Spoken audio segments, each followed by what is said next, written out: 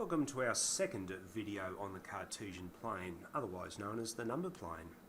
Hopefully the slide that you see on the screen at the moment is a reminder of what was in the first video. We've got a plane with an x and y axis, we've got an origin in the middle where the two axes meet, and the four quadrants.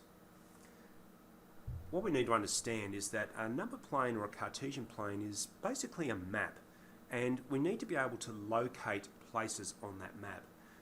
As you can see here on the screen, if you were doing a hike with the cadets, or if you were in Scouts and you had to go to the top of the hill that's marked there with the circle where that little X is in the middle, you would need some coordinates to get to that point.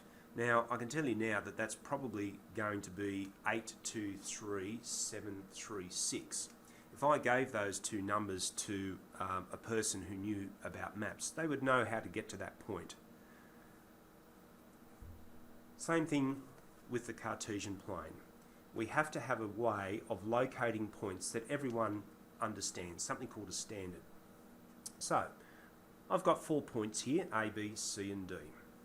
Let's work out how we locate those on our number plane.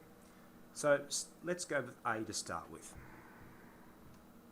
Now, by the way, our coordinates are always inside a set of brackets. So here we go. Starting at the origin, I go across 1 and up 3.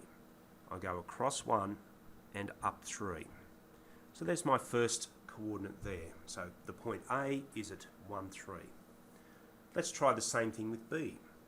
I start at the origin, go across to -2, and go up to 1. So the point B is located at the coordinates -2, 1. Let's have a go at C. Again, we start at the origin, go across to -2, we go across to -3, and down to -4.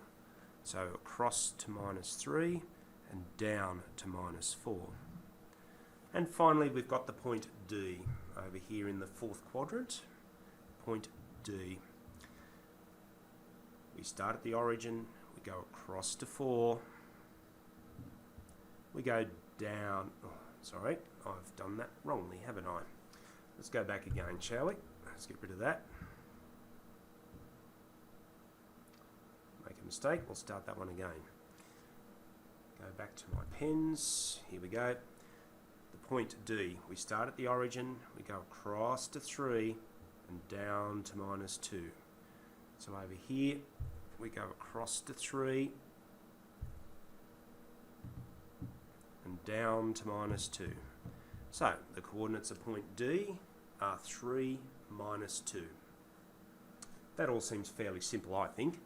Let's see what happens when those points are actually on one of the axes. Start with the point A again. Now, we start at the origin, but we don't actually have to go left or right, do we? So we can actually put 0. We don't move away from the origin there, but we do go up 3.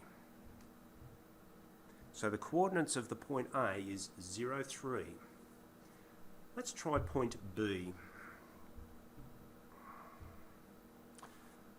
Okay, we start at the origin, we go across to -2, but because we don't have to go up or down, we can put a 0 there.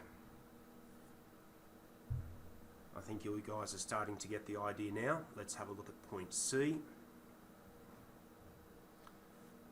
We start at the origin, we don't have to go left or right, so we can put a 0 there, but we do have to go down to -4. And finally, point D. We start at the origin, we go across to 1, but we don't have to go up or down, so we put 0 in there. So the coordinate of point D is 1, 0. And that's how we locate points on our Cartesian plane.